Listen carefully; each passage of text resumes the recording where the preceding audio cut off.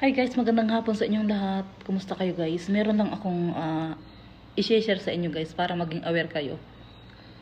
Kasi guys, kapag mag-a-accept tayo ng friend request, tingnan muna natin yung profile guys kung legit ba siya. Kung isa ba siyang content creator o digital creator. Okay guys, kung hindi niyo naman ma-sure na siya ay isang legit, kasi guys, today na-experience ko, nag-accept ako ng isang friend, okay? Tapos guys, oras ng pagtulog ko dito yon. Tapos nagtag siya sa akin guys ng masamang tag. Yung bawal sa community standards ni Meta, okay guys? Tapos di ko pa alam na may nakatag sa akin na ganun. Kasi guys, may dugo, yung bata, yung anak niya. Ano guys siya, pero hindi siya, scammer siya. Kasi marami na akong nakikitang post na ganun, ginagamit yung picture na yun para maglalagay sila ng Gcash sa comment section, tapos dun sa kanilang description.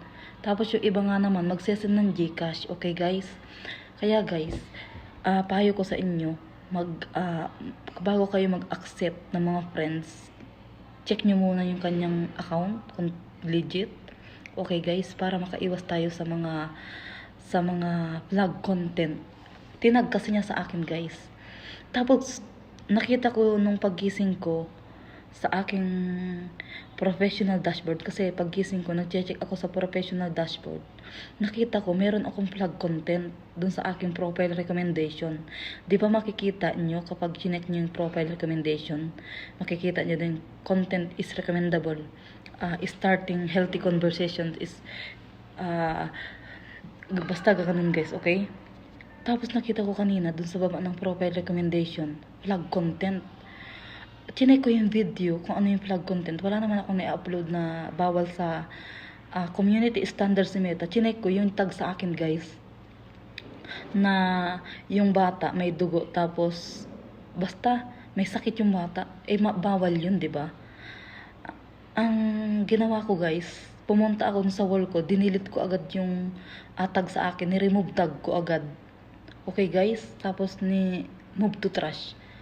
Ganun ang gawin nyo guys, kapag may nagtag sa inyo na ganun, na mga bawal sa Facebook, kay Meta, i-remove nyo na agad yung nagtag sa inyo, o kaya i-block nyo na yung nagtag, okay? Kasi guys, kanina, nung ni-remove ko yung tag, nagtag na naman siya, ganun na naman.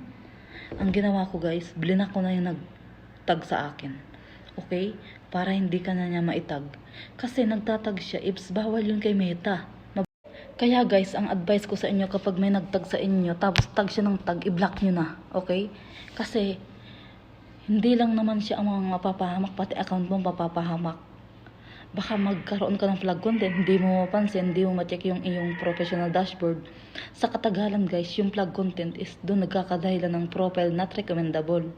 Sa kadahilan ng profile not recommendable tayo kasi sa dami nating nilabag sa community standards ni Meta, lalong na yung flag content.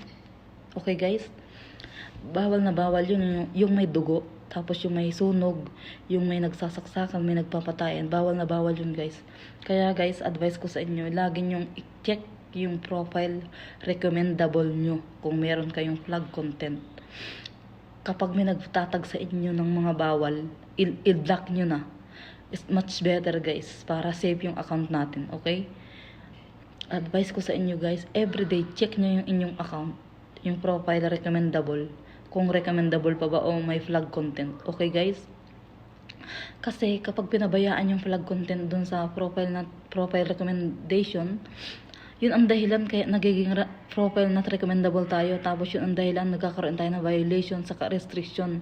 Yun din ang dahilan kaya nade-demonetize yung ating account. Okay guys? Kaya kapag alimbawa, paulit-ulit mo nang ginawa yun, hindi na fresh yung account mo, maaari siyang malagyan na siya ng demonetize. Tapos yung lagyan na siya ni Meta ng profile not recommendable. Kaya guys, lagi nating i-check ang ating account. Okay guys?